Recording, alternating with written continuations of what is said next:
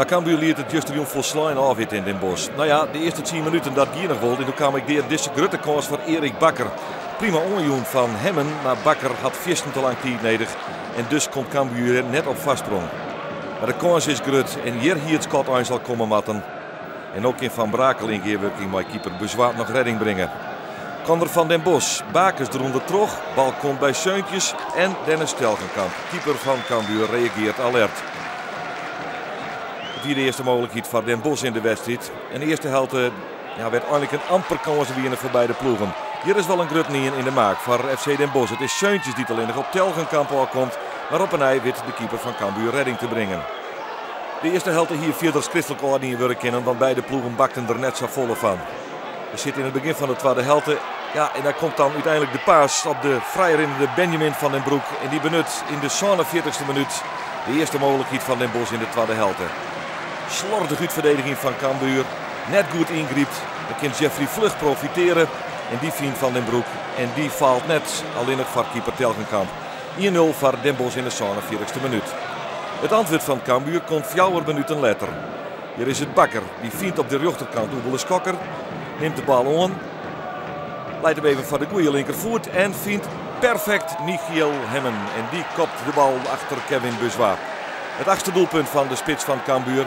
En daarmee liep het Cambuur weer waarom in de wedstrijd. En zoenen ze de lethargie eigenlijk een afsmieten matten. Het is een prima doelpunt. Voorzet op maat. Kopbal is goed.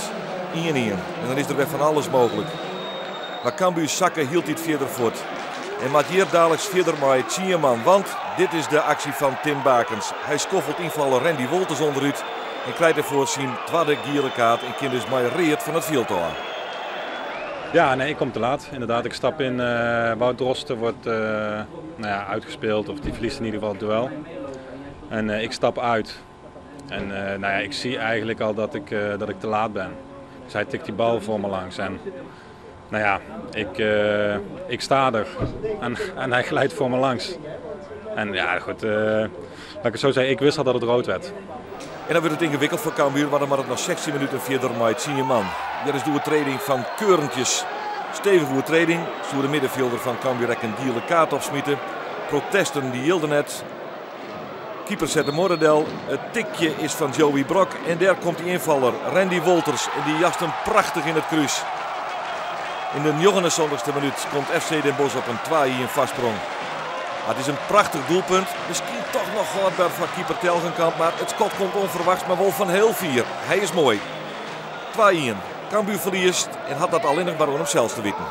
Ja, als je ziet hoe kinderlijk eenvoudig wij daarmee omgaan. Hoe wij de duels aangaan. Niet de duels aangaan. Kijk naar die eerste goal. En kijk naar de tweede goal. En alleen een kleine opleving hebt op het moment dat je de 1-1 maakt. Ja, dan vind ik dat zeer beschamend.